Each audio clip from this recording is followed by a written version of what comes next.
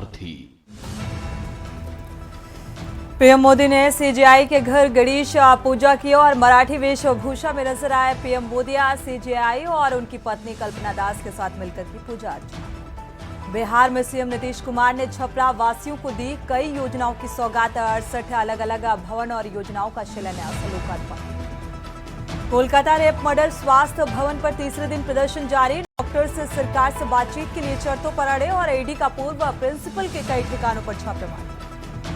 CM Arvind Kejriwal पर कल आएगा फैसला। घोटाले और दिल्ली शराब मामले में ईडी ने केजरीवाल को किया था गिरफ्तार। कश्मीर में चुनाव से 6 दिन पहले मिले आतंकी ठिकाने। पेड़ की जड़ में गड्ढा खोदकर रह रहे थे आतंकी। और दिल्ली एनसीआर में आज झमाझम बारिश। हरियाणा के 14 जिलों में भारी बारिश का येलो अलर्ट जारी किया गया। Orange alert UP, MP, Rajasthan में स्कूलों की आप देख रहे हैं के न्यूज, खबरों का सारथी। नमस्कार, आप देख रहे हैं के न्यूज। मैं हूं आपके साथ सूरी चौहान। देश की बात में आपका स्वागत है। बुलेटिन की शुरुआत बड़ी खबर के साथ। मध्य प्रदेश के दतिया से बड़ी खबर सामने आ रही है। दतिया में दीवार गिरने से हादसा हुआ है। दीवार गिरने से 7 लोगों की मौत हुई है। तो अहम खबर, 36 घंटे से लगातार हो रही बारिश के चलते यह दीवार गिरी है, जिसकी वजह से यह हादसा होना बताया जा रहा है। रियासत कालीन दीवार ढहने से ये बड़ा हादसा, दतिया में दीवार गिरने से ये बड़ा हादसा हुआ है। तो 7 लोगों की मौत इस हादसे में।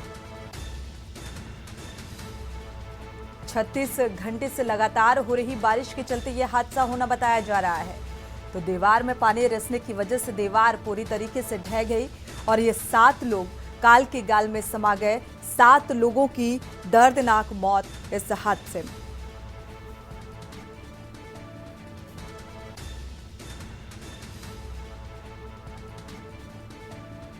दतिया से बड़ी खबर सामने आ रही है। लगातार हो रही बारिश के चलते ये हादसा, दीवार ढहने की वजह से ये बड़ा हादसा हुआ है।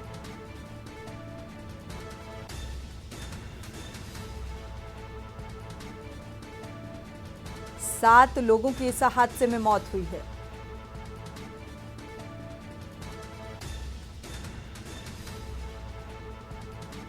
क्योंकि 36 घंटे से लगातार बारिश हो रही है और बारिश होने की वजह से यह दीवार ढही, जिसकी वजह से यह हादसा हुआ है और 7 लोग इस दीवार की जद में आ गए और इन 7 लोगों की मौत हो गई। दतिया से बड़ी और अहम खबर,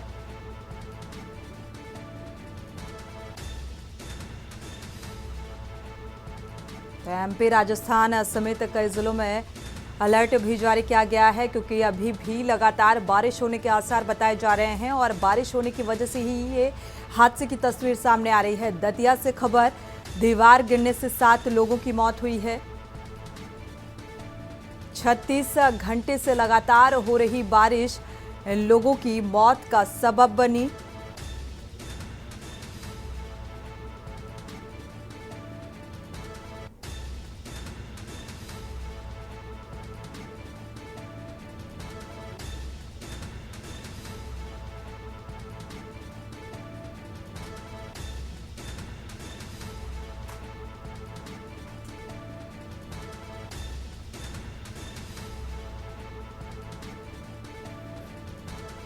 दतिया से खबर सामने आ रही है, जहां पर 36 घंटे की लगातार बारिश ने 7 लोगों की जान ले ली। दीवार ढहने की वजह से 7 लोग इस हादसे की जद में आए। मलबे में दबे 2 लोगों को फिलहाल रेस्क्यू कर बाहर निकाला गया है। बड़ी और अहम खबर सामने आ रही है। मौके पर राहत बचाव कार्य जारी है।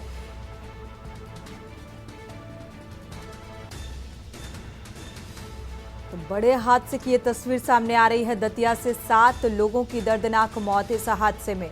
अब तक महज 2 लोगों को बाहर निकाला जा सका है। रेस्क्यू अभी भी जारी है। राहत बचाव टीम मौके पर मुस्तैद है और लगातार लोगों को बाहर निकालने का प्रयास कर रही है। यानी कि 7 लोग इस दीवार ढहने की वजह से इस मलबे में दबे हुए हैं। अभी 2 लोगों को फिलहाल बाहर निकाला जा सका है, रेस्क्यू जारी है। तो घटनास्थल की तस्वीरें भी सामने आ रही हैं, जहां पर प्रशासनिक अमला पूरी तरीके से मुस्तैद है और 2 लोगों के शवों को बाहर निकाला गया है और अभी भी 5 लोगों का रेस्क्यू जारी है।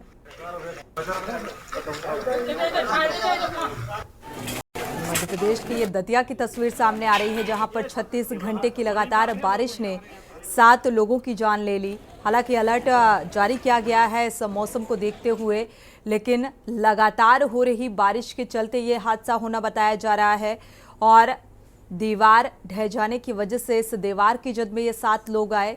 2 लोगों के शवों को अभी तक बाहर निकाला जा सका है, रेस्क्यू जारी है। मलबे को हटाने की कोशिश और कवायद की जा रही है।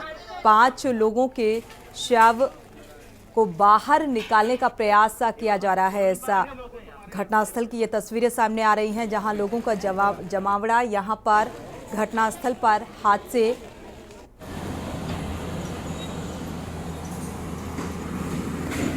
तो रेस्क्यू जारी है। यहां पर प्रशासनिक अमला भी मौजूद है।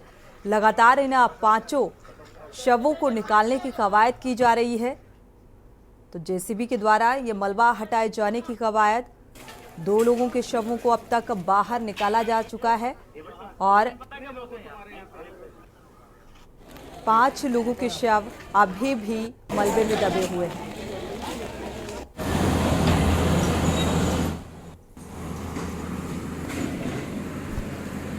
तो उम्मीद के लिहाज से यहां पर एम्बुलेंस और जो राहत बचाव टीम है वो मौके पर मौजूद है।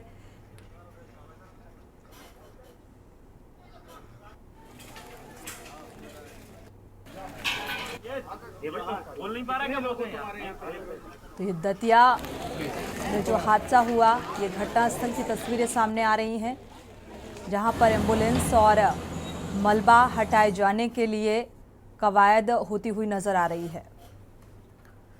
बढ़ते आगे और इसी बीच दिल्ली से बड़ी खबर सामने आ रही है। आपने हरियाणा में सभी प्रत्याशी घोषित किए हैं। हरियाणा में सभी 90 विधानसभा उम्मीदवारों के नाम घोषित किए गए हैं। हरियाणा में 90 सीटों पर चुनाव लड़ेगी आम आदमी पार्टी।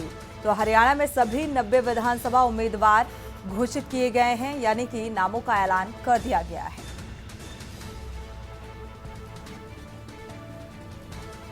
तो हरियाणा में सभी 90 विधानसभा सीटों पर उम्मीदवारों को लेकर एक खींचतान की स्थिति पहले देखने को मिल रही थी और ये कहा जा रहा था कि हो सकता है कोई मतभेद की स्थिति बने, लेकिन यहाँ पर अब आम आदमी पार्टी ने तस्वीर साफ कर दी है। पूरी की पूरी जो सीटें हैं उनमें आम आदमी पार्टी चुनाव लड़ेगी।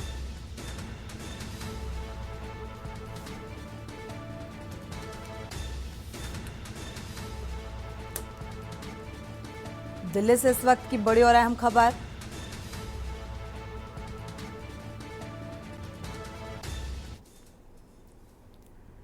खबर दिल्ली से सामने आ रही है, जहां दिल्ली पुलिस की क्राइम ब्रांच ने नशे के खिलाफ बड़ी कार्रवाई करते हुए ड्रग्स सप्लाई करने वाले 2 आरोपियों को गिरफ्तार कर लिया है और आरोपियों के कब्जे से 33 किलोग्राम का गांजा जब्त किया गया, जिसकी कीमत करीब अंतर्राष्ट्रीय बाजार में करीब 20 लाख रुपए बताई जा रही है। क्राइम ब्रांच के डीसीपी सतीश कुमार ने बताया कि क्राइम ब्रांच को सूचना मिली थी कि एक व्यक्ति जो ओडिशा और आंध्र प्रदेश की सीमा से गांजा की तस्करी करता रहा है, निशानदेही पर उसके आधार पर गिरफ्तार किया गया है।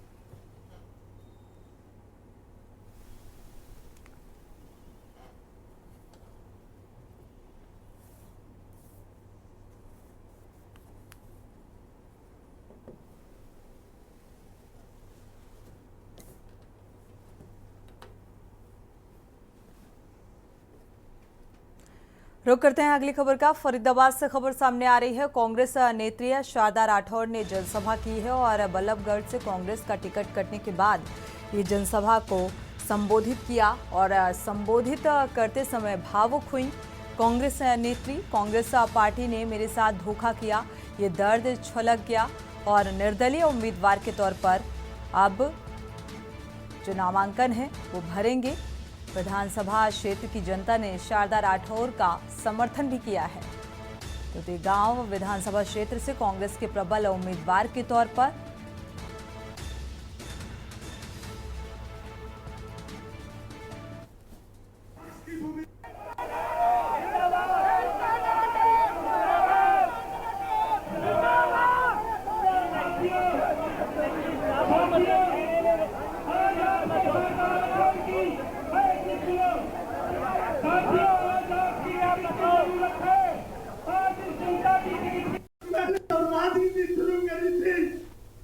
मैं एक नौजवान था। पिछले 15 वर्ष के अंदर ना मैं कभी संस्था में आया, ना मैंने कभी संस्था देखी। मैं हमेशा विपक्ष की। बढ़ते आगे, लंबे इंतजार के बाद देर रात आखिरकार कांग्रेस की लिस्ट जारी हो गई है और हरियाणा पूर्व गृह अंबाला छावनी से बीजेपी के उम्मीदवार अनिल विज ने चुटकी ली। कहा कि दुनिया के सारे काले काम रात को ही होते हैं, इसलिए उनकी जैसी करतूतें हैं उसी समय अनुसार उनकी लिस्ट रात को जारी की गई। विज ने यह भी कहा कि अब और तब में कोई फर्क नहीं पड़ता है, इसके लिए उनके सामने चाहे भूपेंद्र सिंह हुड्डा आ जाएं या राहुल गांधी खुद आ जाएं। विज ने हिमाचल में हो रहे दंगों को लेकर प्रधानमंत्री और मोदी के बयान की उनका सपना है कि दुनिया के हर उपकरण में लगे भारत में बनी चिप है, इस पर भी प्रतिक्रिया दी। हिमाचल के शिमला में मस्जिद को लेकर चल रहे विवाद को लेकर हरियाणा पूर्व गृह मंत्री अनिल विज ने कहा कि जहां कांग्रेस की सरकारें हैं, चाहे हिमाचल हो चाहे कर्नाटक हो, सब जगह तुष्टीकरण की नीति पर चल रहे हैं जो देश के लिए बहुत घातक है। पर चल रहे हैं और वो देश के लिए बहुत घातक है। मोदी जी देश की दुनिया के अधिकतर काले काम रात को ही किए जाते हैं, इसलिए इनकी जैसी करतूतें हैं उसी समय अनुसार रात को इनकी लिस्ट जारी की गई है। नहीं, अब तब में कोई फर्क नहीं पड़ता। हम तो कहते थे कोई आ जाए, चाहे राहुल गांधी आ जाए चाहे भूपेंद्र सिंह हुड्डा आ जाए, उसको यहाँ से हरा के भेजे। देर रात को कांग्रेस पार्टी ने अपने प्रत्याशियों की लिस्ट जारी कर दी और अंबाला शहर से निर्मल सिंह और कैंट से परविंदर परी को कांग्रेस पार्टी ने टिकट देकर सभी कयासों पर विराम लगा दिया है। अंबाला की सीट सबसे हॉट सीट बन गई थी, जिसके लिए काफी मंथन चला। आखिर देर रात को निर्मल सिंह को अंबाला शहर से सुबह लिस्ट में परविंदर परी को टिकट देकर भरोसा जताया गया और दोनों आज नामांकन दाखिल करेंगे। अंतिम दिन है और अभी तक विनोद शर्मा ने अपने पत्ते नहीं खोले और उनके भी चुनाव लड़ने के कयास लगाए जा रहे थे और कई बार समर्थकों से विचार विमर्श भी किया गया था, लेकिन अभी तक कोई बयान सामने नहीं आया। आपको बता दें कि बीजेपी में शक्ति रानी शर्मा ने अपना नामांकन कालका से भरा है और कार्तिक शर्मा को भी राज्यसभा में बीजेपी के समर्थन से संभव हुआ था कि अब अंबाला शहर और कैंट दोनों जगह कड़ी टक्कर होगी। दोनों ही पार्टियां अपनी अपनी जीत के दावे कर रही हैं। अंबाला कैंट में अनिल विज को भी काफी समर्थन मिल रहा है और उनकी तैयारी काफी पहले शुरू हो गई थी, जबकि परविंदर परी को अपनी पकड़ मजबूत करने के लिए काफी मेहनत करनी पड़ेगी।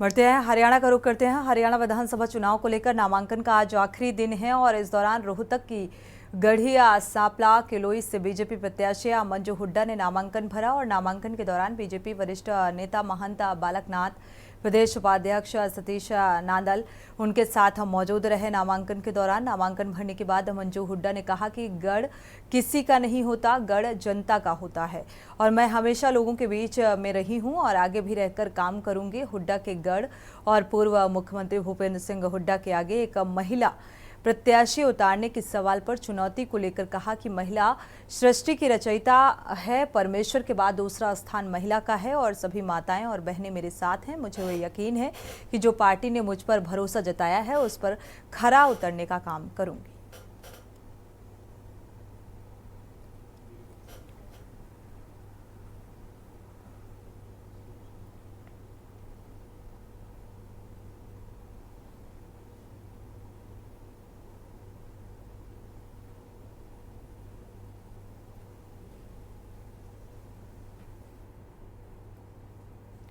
खबर सिरसा के ऐलनाबाद से है, जहां बीजेपी प्रत्याशी आमिरचंद मेहता ने आज उपखंड कार्यालय में अपना नामांकन दाखिल करवाया और नामांकन से पूर्व शहर में बीजेपी प्रत्याशी ने रोड शो भी निकाला, जिसमें भारी संख्या में बीजेपी कार्यकर्ता और भारी जनसमूह देखने को मिला। सभी कार्यकर्ताओं ने एक समूह में खड़े होकर बीजेपी प्रत्याशी आमिरचंद मेहता के पक्ष में आम जन से मतदान करने की अपील की और इस अवसर पर बीजेपी प्रत्याशी आमिरचंद मेहता ने पत्रकारों से बातचीत करते हुए कहा है कि ऐलनाबाद हलके में बीजेपी के शासनकाल में अनेकों विकास कार्य प्रमुखता के आधार पर करवाए गए हैं और ऐलनाबाद क्षेत्र से युवाओं को बिना पर्ची खर्चे के सरकारी नौकरियां दी गई हैं। बीजेपी राज्य में ऐलनाबाद विकास के क्षेत्र में काफ़ी अग्रणी रहा है।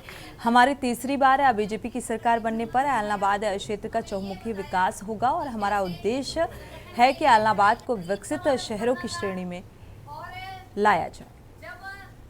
बड़े दुख के साथ ये बात बता रही हूँ कि उस वक्त समय ऐसा था कि हमारे आमिरचंद जी मेहता के फादर साहब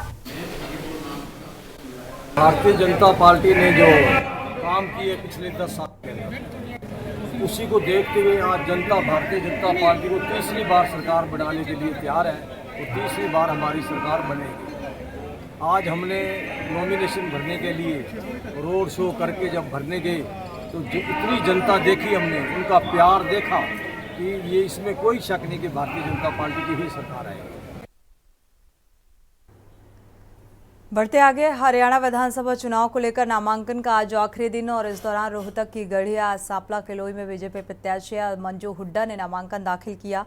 नामांकन के दौरान बीजेपी वरिष्ठ नेता महंता बालकनाथ, प्रदेश उपाध्यक्ष सतीश नांदल मौजूद रहे और साथ ही मंजू हुड्डा ने कहा कि गढ़ किसी का नहीं होता, जनता का होता है और मुझे विश्वास है कि इस कसौटी पर खरी उतरूंगी।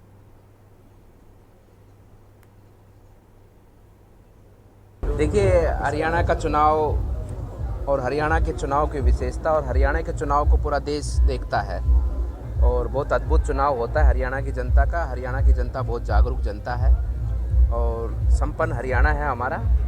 हर क्षेत्र में हरियाणा का कीर्तिमान पूरे देश में छाया रहता है और मैं मानता हूं कि चुनाव हरियाणा के विकास का चुनाव है और हरियाणा की जनता अपने विकास को मूल आधार मानकर, विकास का उद्देश्य मानकर इस चुनाव को हरियाणा की जनता संपन्न कराएगी और जो बेहतर विकास जो पिछले 10 वर्षों में भारतीय जनता पार्टी ने दिया है पूरी पारदर्शिता के साथ में, बिना किसी भेदभाव के, उसी को मानकर जनता भारतीय जनता पार्टी के पक्ष में मतदान करेगी।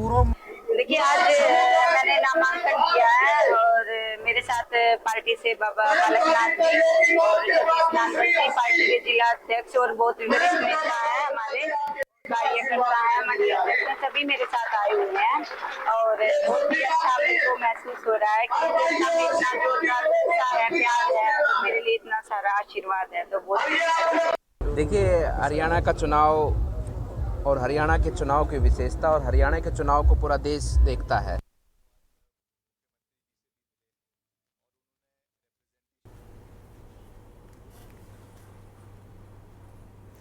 कांकेर से खबर सामने आ रही है। कुएं मारिया LOS कमांडर का आत्मसमर्पण। अहम खबर सामने आ रही है। कमांडर सहित 4 इनाम नक्सलियों का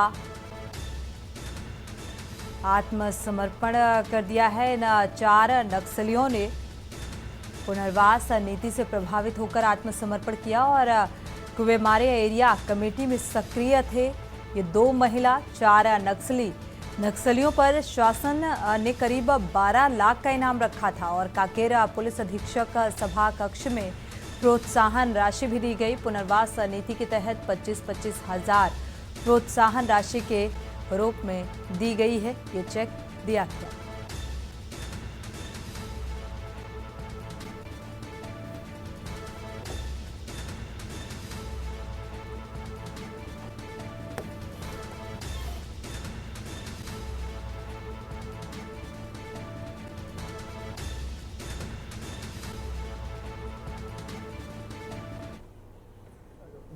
छत्तीसगढ़ शासन की सरेंडर पॉलिसी से प्रभावित होकर कांकेर जिले में सक्रिय नक्सली कुएमारी एरिया कमेटी से 4 नक्सली आज आत्मसमर्पण किए हैं।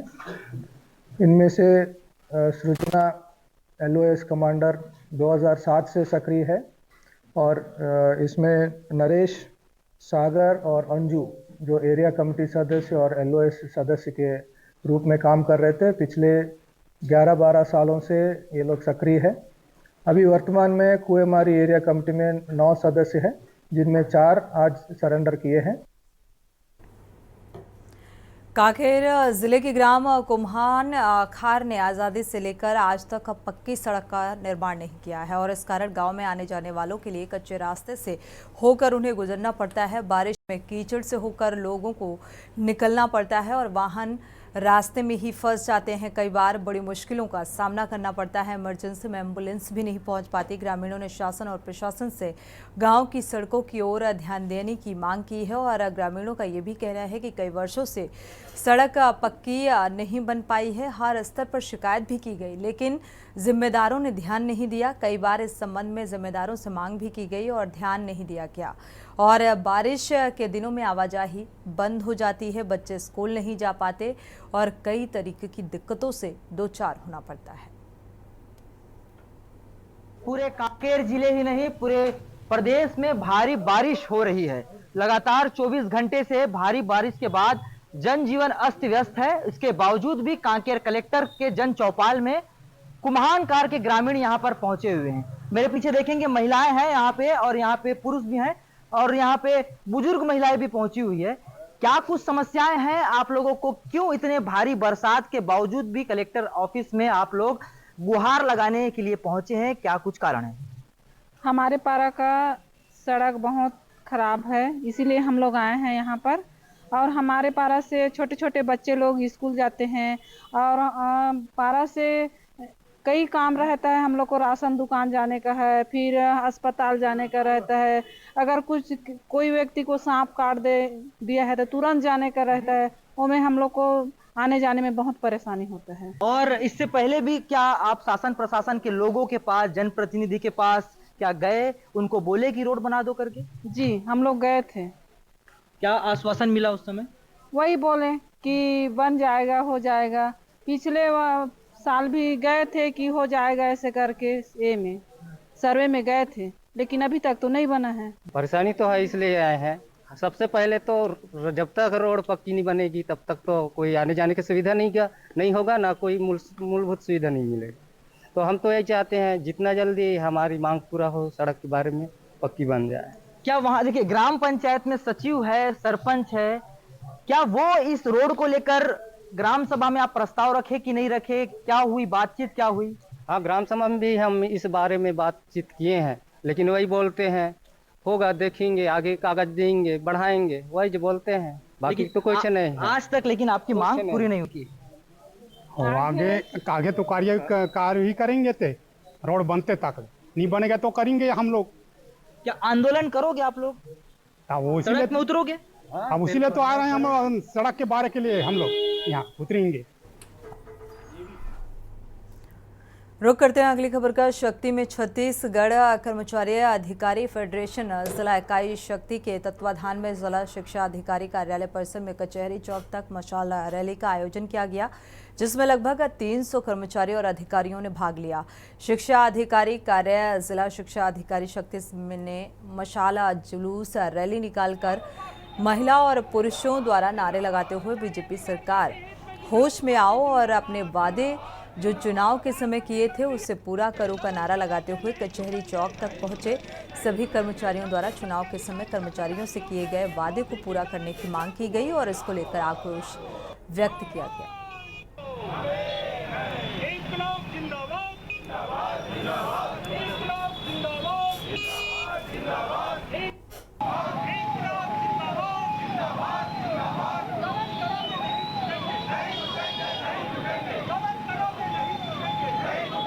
कर्मचारी अधिकारी फेडरेशन जिंदाबाद जिंदाबाद जिंदाबाद। छत्तीसगढ़ में कर्मचारी अधिकारियों के साथ वादा खिलाफी नहीं चलेगी, नहीं चलेगी, नहीं चलेगी। छत्तीसगढ़ में मोदी की गारंटी लागू हो, लागू हो, लागू। आप सबको पता होगा कि विधानसभा चुनाव में जाने के पहले वर्तमान सरकार की, बीजेपी सरकार के चुनावी घोषणा पत्र के प्रदेश संयोजक माननीय दुर्ग सांसद विजय बघेल जी ने चुनावी घोषणा पत्र में कहा रहा कि अगर हमारी सरकार बनती है छत्तीसगढ़ में तो बनते ही छत्तीसगढ़ के कर्मचारी अधिकारियों के लिए मोदी की गारंटी लागू होगी।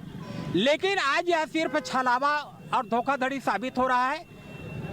कर्मचारी अधिकारी फेडरेशन अपने 4 चरणों के आंदोलन में पहले 2 चरण का आंदोलन कर चुके, अब 3रे चरण की आंदोलन है।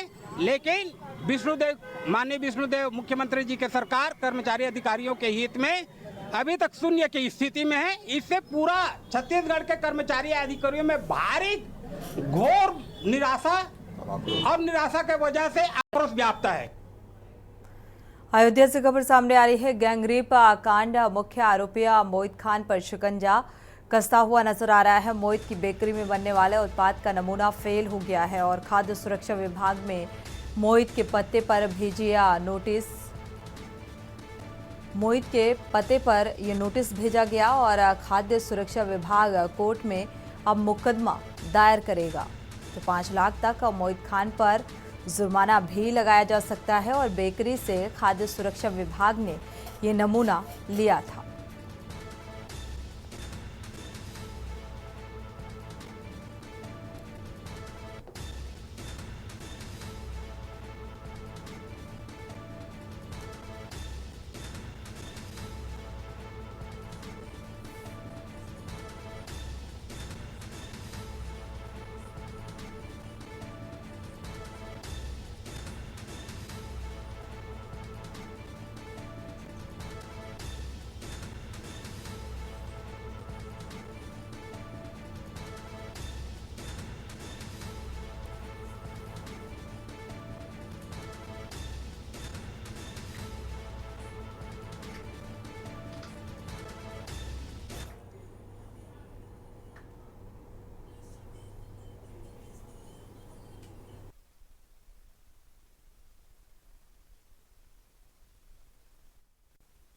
जो है वहाँ पर मेन प्रतिष्ठान जहाँ निर्माण इकाई था वह साई फूड प्रोडक्ट की निर्माण इकाई का नाम था।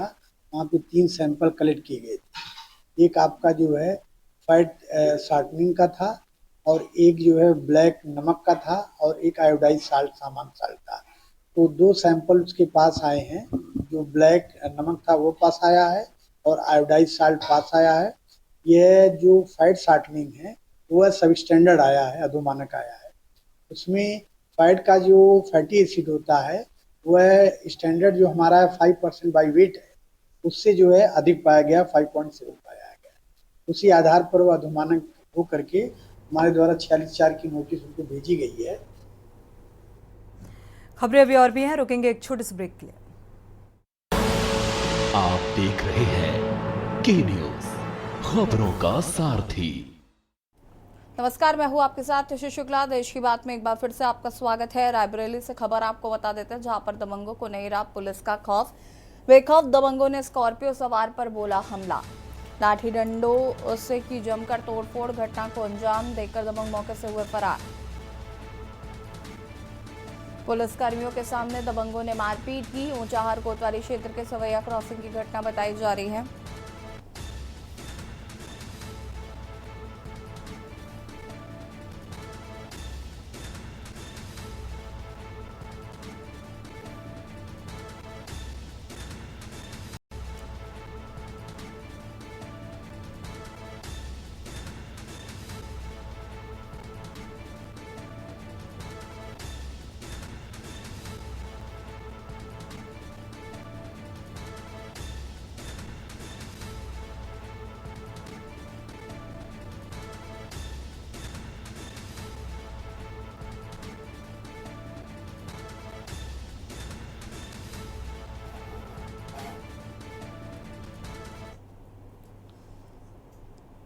कासगंज से खबर आपको बता देते हैं, जहां पर मारपीट का वीडियो हुआ वायरल। युवक को बचाते दिख रही एक लड़की, रेलवे स्टेशन पर हो रही युवक की पिटाई।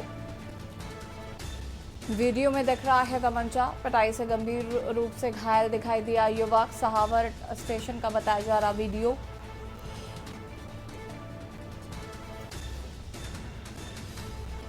रेलवे स्टेशन पर युवक की जा रही थी पिटाई।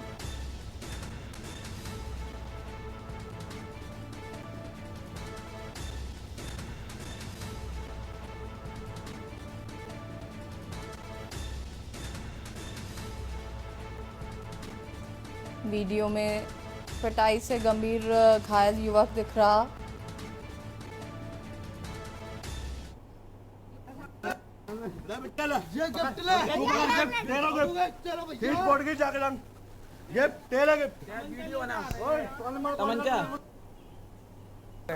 चालू है।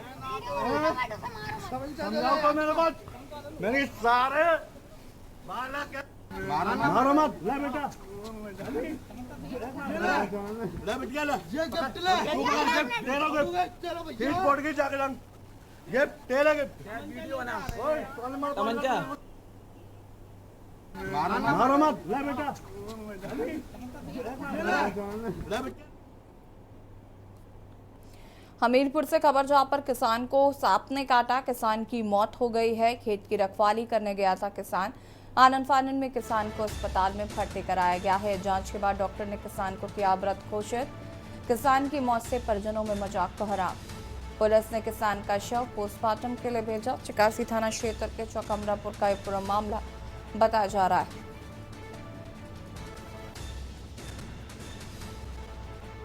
डॉक्टर ने किसान को किया मृत घोषित।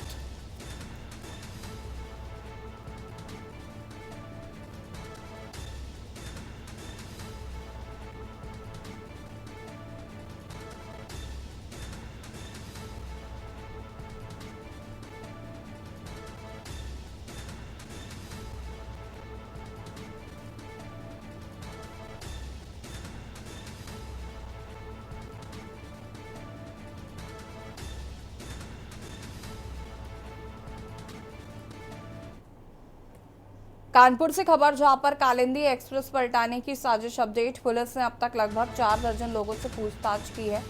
10 किलोमीटर के रेडियस को वेरिफिकेशन के लिए लिया गया है। संदिग्ध शाहरुख खान को पुलिस ने पूछताछ के बाद छोड़ा। शाहरुख द्वारा बताए गए जवाबों का हो रहा है वेरिफिकेशन। जरूरत पड़ने पर शाहरुख से फिर से की जा सकती है पूछताछ। बीते दिनों हुई ट्रेन दुर्घटनाओं को भी जोड़कर जांच पड़ताल की जा रही है। IBATS और यूपी पुलिस हर एंगल से कर रही है जांच।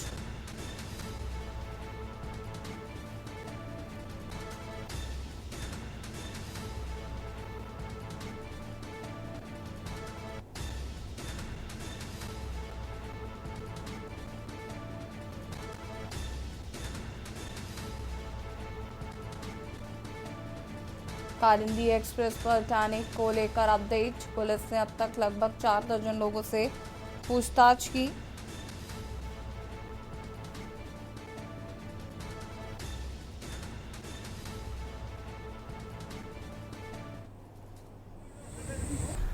ये आपको जानकारी होगी कि एक दुर्घटना जो हमारा शिवराजपुर थाना क्षेत्र है, यहाँ पे जो कालिंदी एक्सप्रेस है जो प्रयागराज की तरफ से आ रही थी, एक गैस सिलेंडर जो है वो ट्रेन की पटरी पर रख दिया गया था और कुछ सब्सटेंशियल मटेरियल रखा गया था जिससे ट्रेन जो है डिरेल हो जाए, दुर्घटना हो जाए।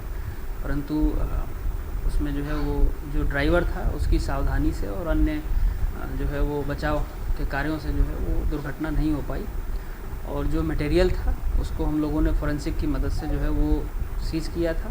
इन्वेस्टिगेशन उसमें चल रही है, FIR रेलवे ने दर्ज कराई थी। गोंडा से खबर जहां पर दयानंद मोहल्ले में युवक की जमकर पिटाई की गई। महाराजगंज चौकी से चंद कदम दूर पर पिटाई। 3 लोगों ने मिलकर युवक को पीटा। मारपीट की पूरी घटना CCTV में कैद हुई। पीड़ित ने 3 लोगों के खिलाफ तहरीर दी है। कोतवाली नगर की महाराजगंज चौकी का पूरा मामला। दयानंद मोहल्ले में युवक की जमकर पिटाई। महाराजगंज चौकी से चंद कदम दूरी पर हुई पिटाई।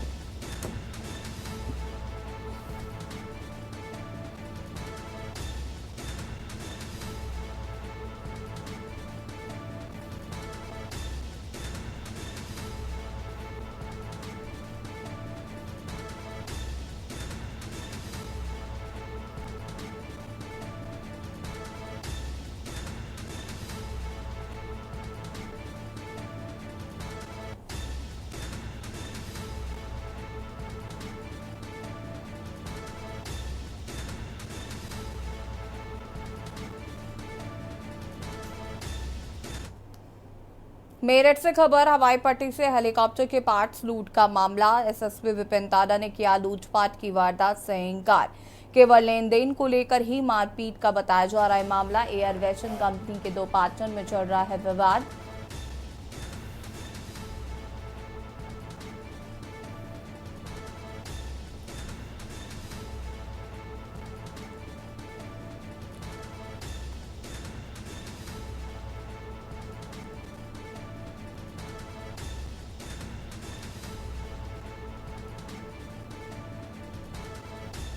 एयर एम्बुलेंस के पायलट ने कल एसएसपी से शिकायत की थी।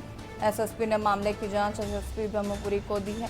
10 मई की बताई जा रही थी लूटपाट की वारदात। एसपी ब्रह्मपुरी अंतरिक्ष यान ने जांच पड़ताल शुरू की।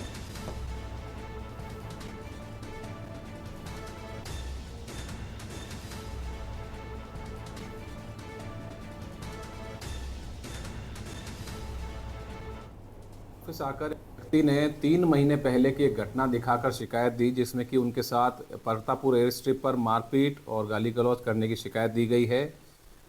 हेलीकॉप्टर लूट की उसमें कोई उल्लेख नहीं किया गया है, ना ही इस प्रकार की कोई घटना घटित हुई है। प्रथम दृष्टया ये प्रकरण एक एविएशन कंपनी के 2 पार्टनर्स के बीच में है, जिसमें कि कोई विवाद को लेकर इनमें झगड़ा है और इसमें जांच एएसपी को दी गई है, जो कि मौके पर जाकर जांच कर रहे हैं और इसमें जो भी विधिक कार्रवाई होगी वो की जाएगी जांच के उपरांत। फिलहाल इस प्रकार की लूट की घटना नहीं है और ये घटना 3 महीने पूर्व की है। बहराइच से खबर, जहां पर लगातार खूनी भेड़िए का आतंक जारी। जिला प्रशासन की काफी मशक्कत जारी। भेड़िए ने बुजुर्ग महिला पर हमला किया।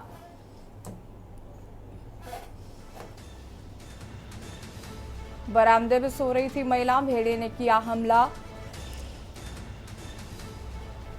महिला के चीखने चिल्लाने पर परिजनों ने बचाई जान। बुजुर्ग महिला का मेडिकल कॉलेज में भर्ती कराया गया है। खैरी घाट इलाके के रायपुर के रिंडबरा गांव की घटना, लगातार खूनी भेड़िए का आतंक जारी।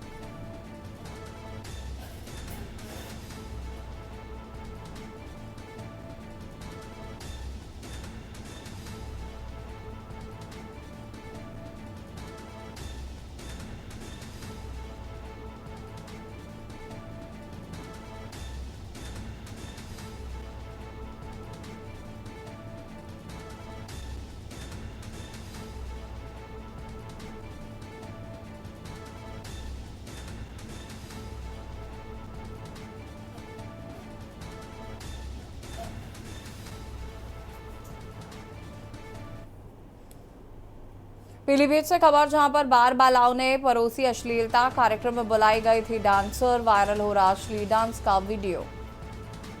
उदासीन है अमारिया थाना पुलिस। थाना क्षेत्र के बिलासपुर का बताया जा रहा है वीडियो।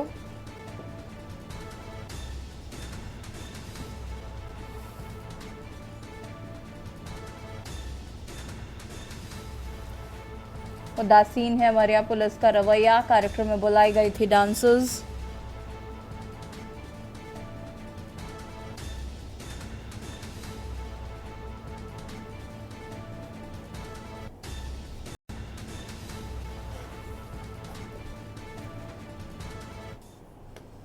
रायबरेली से खबर, जहां पर नवागंतुक के एसपी डॉक्टर यशवीर सिंह पत्रकारों से हुए रूबरू। जिले में बढ़ रहे अपराध पर अंकुश लगाने की प्राथमिकता।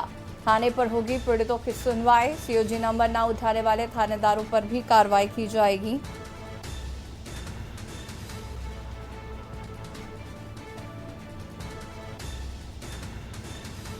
एसपी डॉक्टर यशवीर सिंह ने प्रेस कॉन्फ्रेंस कर दी जानकारी।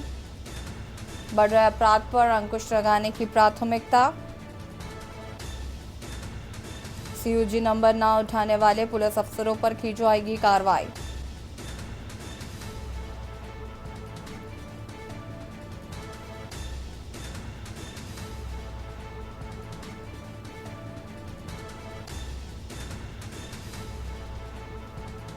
रायबरेली से खबर, एसपी डॉक्टर यशवीर सिंह पत्रकारों से हुए रूबरू।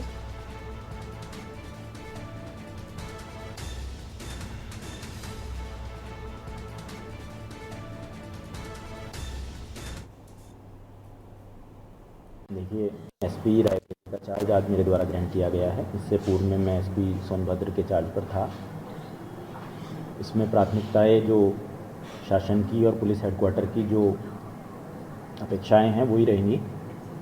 सबसे पहले महिला अपराध को, सर्वप्रथम महिला अपराध जो हो रहे हैं क्षेत्र में यदि कहीं हैं तो उस पर त्वरित से कार्रवाई की जाएगी, त्वरित कार्रवाई इस पर की जाएगी।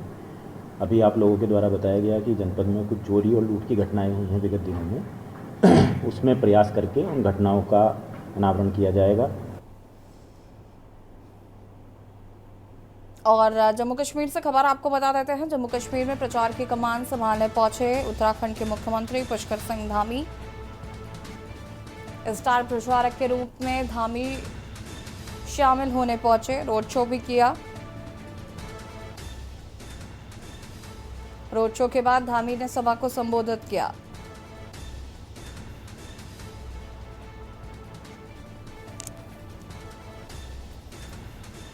जम्मू कश्मीर में प्रचार की कमान संभालने के लिए पहुंचे उत्तराखंड के मुख्यमंत्री पुष्कर सिंह धामी। रोड शो के साथ धामी जनसभा को भी करेंगे संबोधित।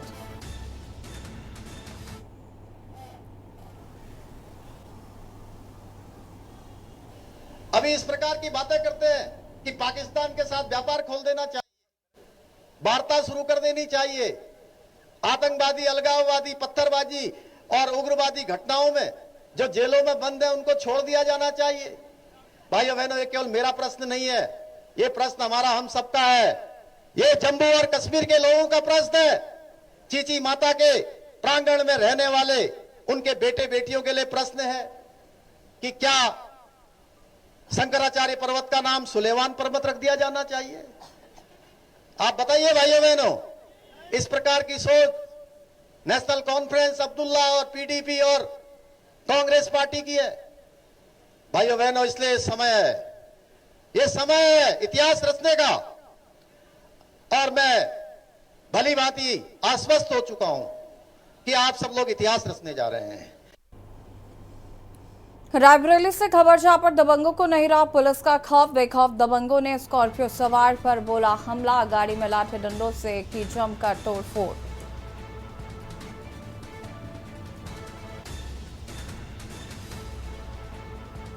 घटना को अंजाम देकर दबंग मौके से फरार। पुलिसकर्मियों के सामने दबंगों ने की मारपीट।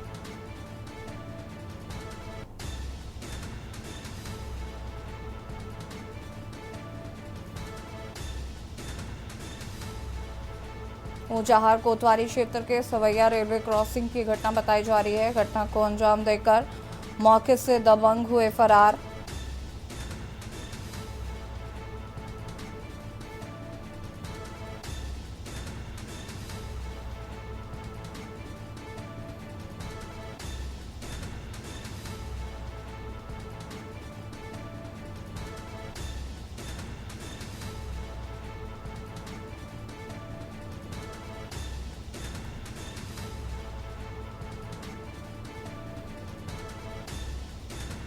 लाठी डंडों से जमकर की तोड़फोड़। घटना को अंजाम देकर दबंग मौके से फरार हुए। खबर पीलीभीत से है, जहां पर पुलिस ने बरखेड़ा सहित क्षेत्र में लूट व चुरासी की कई घटनाओं का खुलासा किया है। पुलिस ने बाइक सवार आरोपी सहित 2 ज्वेलर्स को भी गिरफ्तार किया। बता दें कि बरखेड़ा, बिसलपुर, बिलसंडा व गजरौला आदि इलाकों में बाइक सवार झपट मार इधर एक के बाद एक महिलाओं व युवतियों को टारगेट बनाते रहे हैं।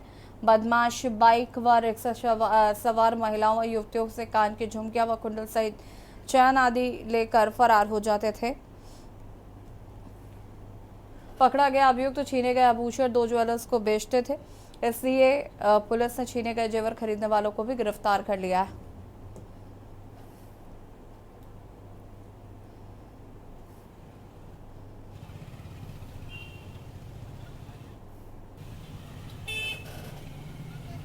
दो 3 थाना क्षेत्रों में महिलाओं से कुंडल और कान के जेवरात छीनने की बड़ी तेज़ी से पीछे से बाइक आती थी और बिना जाने कुंडल या झुमकी छीन के चले जाते थे। इस प्रकार की घटनाएं हो रही थी। ये काफ़ी चार्टेड लोग थे। इसमें टीमें बहुत दिन से एक्टिव थी। लगातार हमारे पास लगभग 50 से 60 जगहों का CCTV फुटेज है, जिसमें ये लोग लगातार पहचाने भी जा रहे थे। लगातार वो जो स्क्रीनशॉट वगैरह हैं वो सभी ग्रुप्स में आप लोगों के माध्यम से रिलीज़ भी किए जा रहे थे। लेकिन जो ये पीछे शातिर खड़ा हुआ दिलशाद उर्फ झंडू, ये ग्राम कोटा कला का रहने वाला है। ये कान छिदाई का काम करते हैं, तो इन्हें ये पता था कि किस प्रकार से कुंडल लगे होते हैं या जो चीज़ें होती हैं। इसका एक साला है जो छतारी बुलंदशहर का रहने वाला है, उस पर कुछ पुराने मुकदमे हैं। इन दोनों ने मिलकर ये ठाना कि इस प्रकार का कार्य किया जाए। इनको पूरी लोकल जानकारी थी, इसलिए तेज़ी से कुंडल छीन के इधर उधर के रास्तों से गायब हो जाते थे। लेकिन इसमें अपर पुलिस अधीक्षक के नेतृत्व में लगभग 20 टीमों का गठन किया गया था। महाराजगंज जनपद के भारत नेपाल सीमा पर कस्टम विभाग ने सनौली बॉर्डर के पास से नेपाली नंबर की बंद बड़ी ट्रक से लाल चंदन की लकड़ी बरामद की है। चंदन की लकड़ी ट्रक की छत के 2 लेयर के बीच छुपाकर रखी गई थी। सूचना के बाद कस्टम विभाग ने सोनाली में स्थित एक गोदाम में छापेमारी कर भारी मात्रा में लाल चंदन की लकड़ी बरामद की है। कस्टम के ADC वैभव सिंह ने बताया कि नेपाली नंबर की गाड़ी और गोदाम में छापेमारी कर लगभग 2.5 टन लाल चंदन की लकड़ी बरामद की गई है, जिसकी कीमत लगभग 2.5 करोड़ रुपए बताई जा रही है।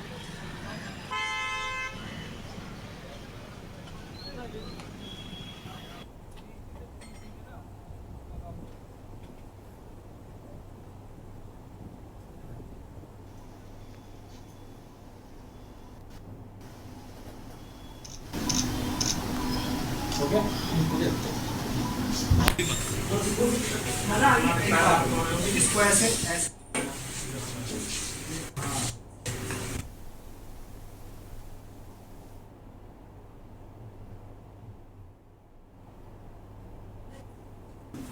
देखिए, उनकी सूचना थी कि जो है कुछ लोग यहाँ से तस्करी करके नौतनवा से नेपाल रेड साइटर्स भेजना चाहते थे, जिसपे काफ़ी कॉन्टिन्यूस सर्विलांस माउंट किया गया था कल दोपहर से ही। और उस सर्विलांस के तहत जो है गोरखपुर सोनौली हाईवे पे हमारी टीम लगी हुई थी दोपहर से ही।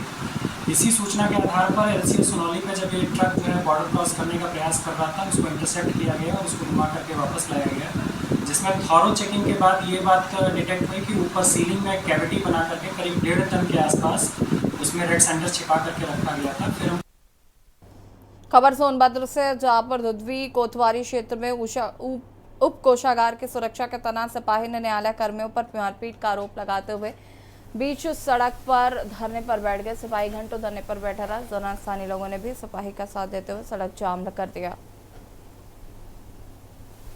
मामला ये हुआ है सर, मैं ड्यूटी में था, उन्होंने जज साहब जो है बुलवाए हमको, बुलवा करके मामला को पूछा कि मामला क्या हुआ। मैंने बताया सर रात्रि हमारी ड्यूटी थी 10 से 2 बजे तक, तो मैंने रोज की भांति मैं गेट बंद करने गया और चपरासी दारू पी करके आया और हमसे उलझ गया। किनका चपरासी? किनका चपरासी? जज साहब का चपरासी जो है, न्यायालय परिसर का चपरासी जो है, और उसने हमसे कहा कि तुम कौन होते गेट बंद करने वाले, गेट नहीं बंद होगा।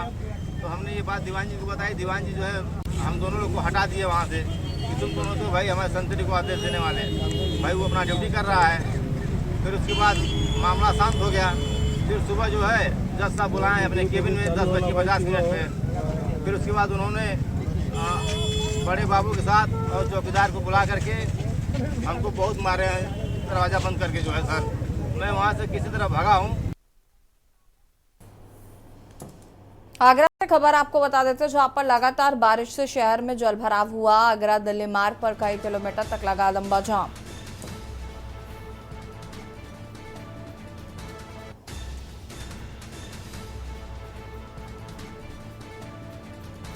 चार घंटे से फंसे जाम में वाहन, छोटे वाहन, कार, बाइक फंसी। हाईवे पर कई किलोमीटर हो रहा है जलभराव।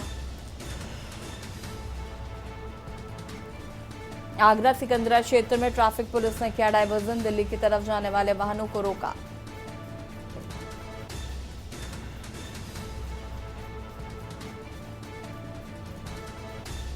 आगरा सिकंदरा क्षेत्र में ट्रैफिक पुलिस ने किया डायवर्जन।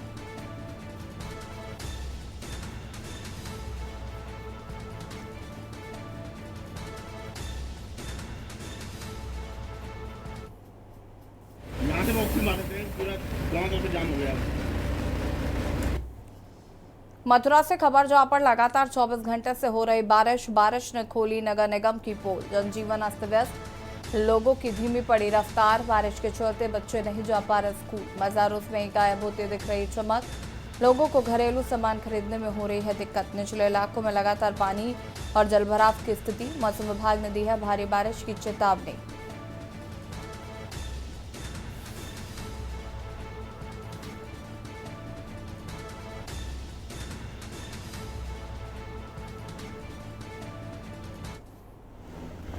भी आपका की बात अलवर राजस्थान यहाँ पे जो व्यवस्था है जल भराव है, क्या कहेंगे उसके बारे में आप? बहुत प्रशासन खराब है यहाँ का, मतलब कोई सुविधा नहीं है। यहाँ पर पानी भर जाता है तो रोडों पर पब्लिक को परेशानी होती है, आने आवागमन के रोड बंद हो जाते हैं सारे। और मैं यहाँ पर ATM इंजीनियर हूँ, बट यहाँ पर कोई सॉल्यूशन नहीं मिलता किसी चीज़ का भी।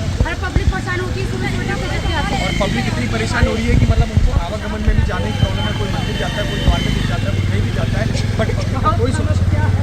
परेशानी बस गरीबों को होती है, उन सबको होती है। नमस्कार, हमारा नाम नेहा यादव है। पहले वाले तो हम यहाँ आए हैं, लेकिन हम MP से हैं। इतनी बारिश तो हमारे MP में होती है, लेकिन वहाँ तो पानी खड़ जाता है। और यहाँ की कोई व्यवस्था नहीं है। यहाँ तो जब पानी भरा रहता है, लोगों को कितनी असुविधा होती है घरों से निकलकर। तो यही कहना चाहेंगे, यहाँ व्यवस्था बनवाएं, लोगों को परेशानी ना हो, नहाने आने से पानी बह जाए। ये है हमारे साथ जो राहगीर हैं उनका कहना है कि जो योगी सरकार से कि यहाँ की जो व्यवस्था है उनको सुदृढ़ किया जाए। ये MP के रहने वाले हैं, उनका कहना है कि जितनी बारिश यहाँ हो रही है उससे ज़्यादा बारिश MP में देखने को मिलता है, लेकिन वहाँ की जो व्यवस्था है वो बहुत ही अच्छी है।